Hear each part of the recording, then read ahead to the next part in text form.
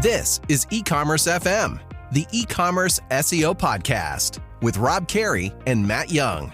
Yes, welcome back to E-Commerce FM. This is the E-Commerce SEO podcast. My name is Matt Young, and this glorious human being is Rob Carey. Hello, Rob.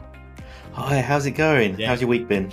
Busy week as always. Yeah, lots of social media marketing, digital marketing going on over here. How's the world of SEO for you?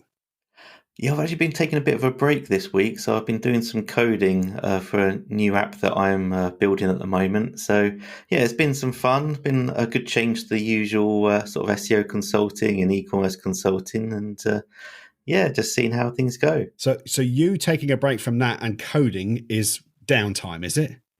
Yeah, it's basically a holiday for me. Amazing. It's a hobby almost. This man never switches off. And I'm guessing we're going to hear a few more details about the app in weeks to come? Yeah, I hope so. Yeah, I should be making a minimal viable product basically for this coming week, and then we're going through a beta process of testing it, and after that ready to announce it. So exciting times. Very exciting. Excellent. Right, well, I look forward to hearing more about that, and look forward to bringing that to our audience as well.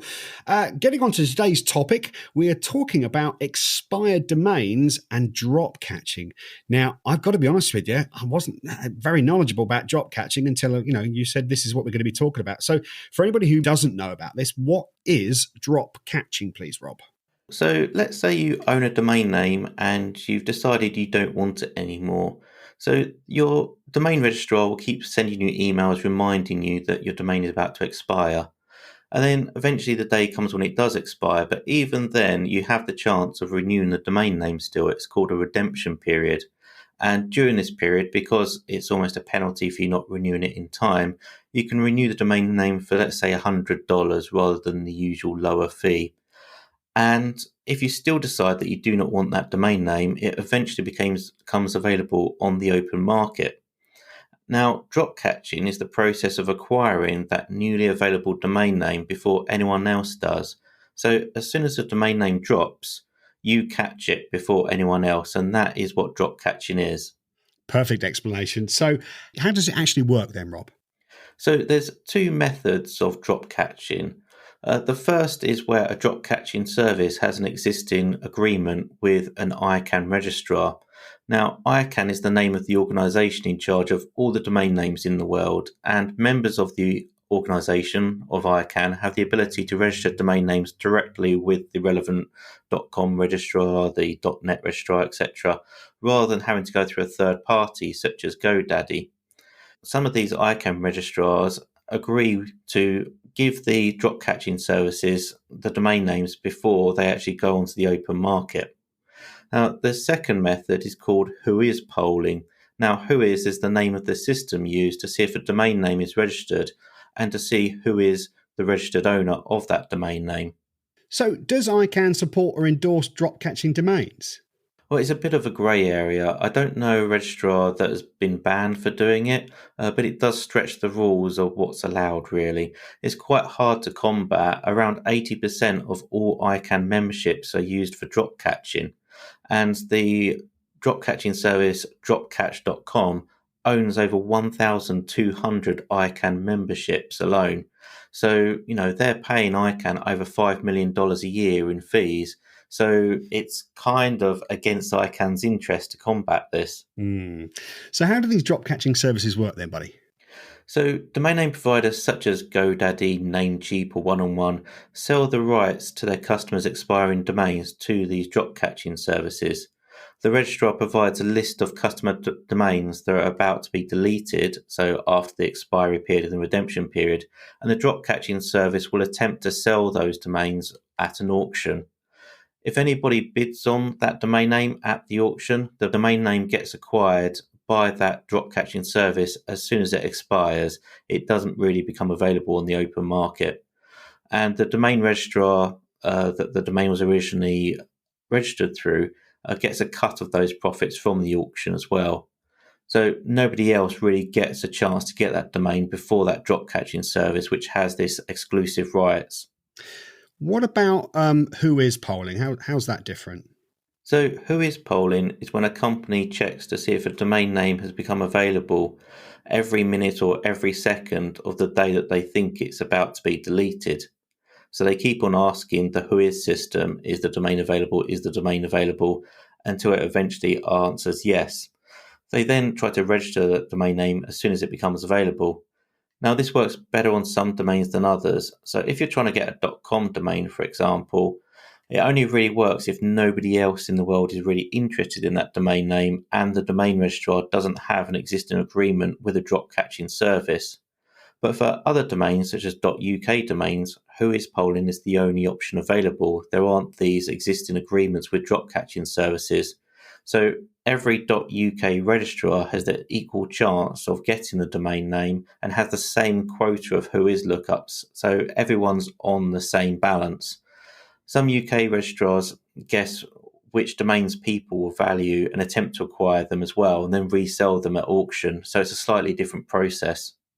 Okay, so how does drop catching help an e-commerce website then? Well, there are two potential benefits. The first is to own all of your verticals or niches' primary keywords as domain names. This could be for a new brand or for a rebrand, such as recently Shopify buying shop.com to launch an Amazon Marketplace competitor site. Shop.com is very valuable as a domain name itself, but extremely valuable as an asset to Shopify. Domains themselves are valuable assets. You can even use them as collateral on a mortgage or loan sometimes. No, you can't. You certainly can. Wow. They increase the value of the company if you sell your company or you look to float. So they're seen as a valuable asset for that as well. And it also demonstrates your dominance in a market. If you own all of the industry's top keywords as domain names, then you're seen as the dominant player in that niche.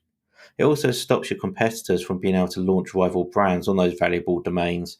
So if you sell shoes and you own shoes.com, that's a really great way of stopping someone else coming out with a great brand in your vertical. Now, it can also generate typing traffic, but not as much as the old days. In the old days, if you typed in, say, example, poker into the address bar of your browser, it would immediately check, first of all, does poker.com exist? And if it does, it sends you to that. If not, it sends you to .net, then .org, and it cycles through that process. Now, that's changed recently with especially Google Chrome. By default, if you type poker into the address bar, it will go to a Google search result for poker.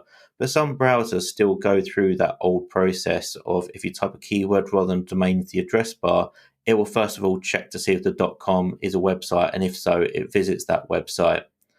And some people also still guess domain names to save them from having to go through the searching process. So if someone's looking for a car website, they might just type in cars.com and they will get a relevant website from there.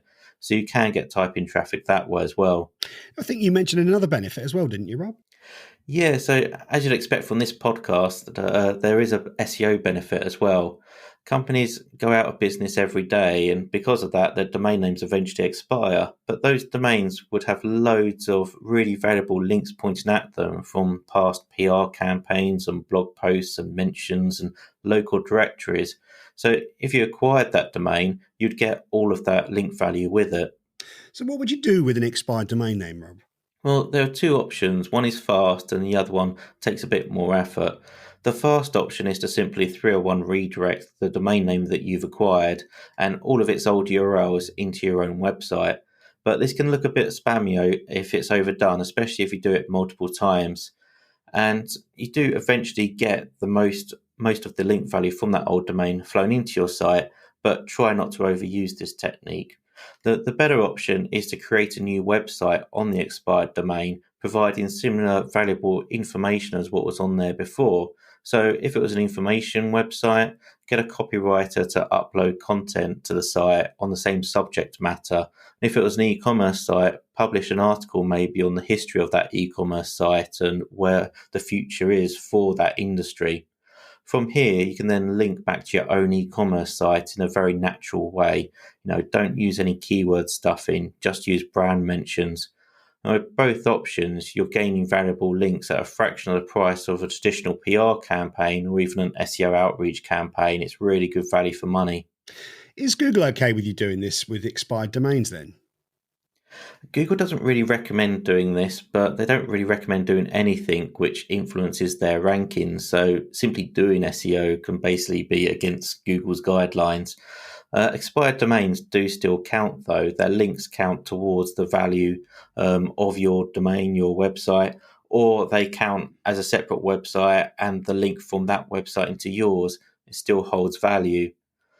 The links into the domain are part of the web itself, and it makes up Google's core ranking algorithm. So if they ever blocked the ability for old expired domains to pass value, it basically break the entire flow of link authority around the web and how value is calculated within each niche.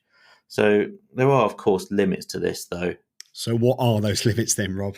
Don't redirect to or create, for example, a clothing website on an expired domain that used to be an old poker or charity website. Keep it to the same niche that the website was before. Be very specific about that as well. So if it was a website just about, I don't know, red shoes, make sure that the content on the website afterwards is still about red shoes and not women's dresses or something. If you're an e-commerce business that sells men's suits, only really look to acquire expired domains related to men's suits or old competitor websites. Google knows if the topic of the website changes, and that's when the links can no longer become valuable. If they see a change in topic relevancy, then the links going into it are no longer really counted because those links were supporting a different topic to what your website's about or what the new dropped domain website is about. Also, don't get spammy with the content or the links on the expired domain. Use really good quality content still that answers the questions that the websites were originally linking to that website for. And when linking to your own website, use your brand name. Don't use keywords such as men's suits, for example. So how can people go about acquiring expired domains then, Rob? Well, there's 5 main drop catching services for the major .com, .net, .org domains, and those are Namejet, Snapnames, Sedo, GoDaddy, and Dropcatch. Each of those companies has their own registrar agreements about getting first access to ICANN registrar's domain names.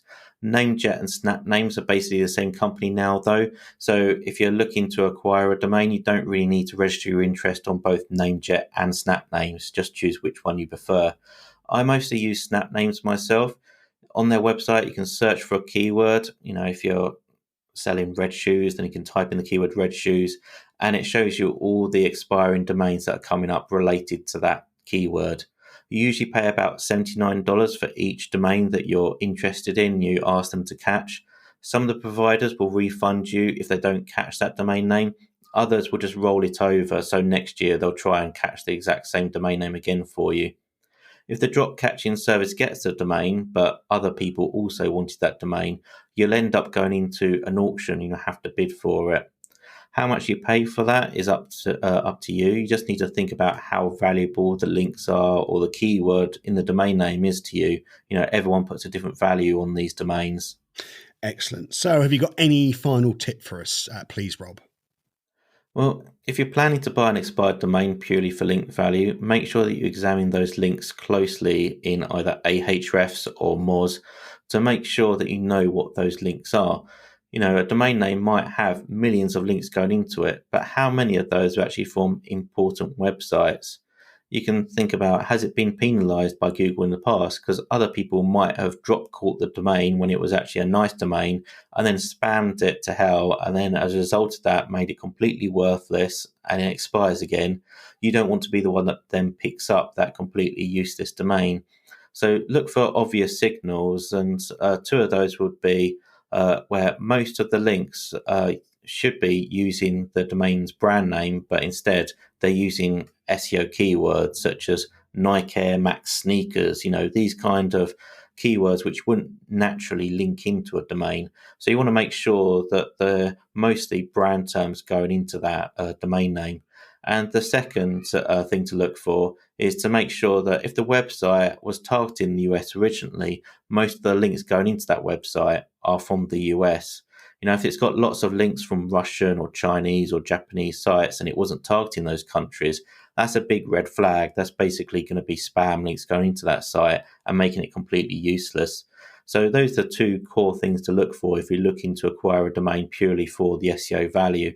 There are a number of other factors about drop catching domains, and I'm going to start to release some advice as well over my Twitter handle, which is @RobKerry, RobKerry. So follow me there if you'd like a bit more drop catching advice in the near future. Fantastic. Thanks very much, Rob. Okay, that is the show done and dusted for today.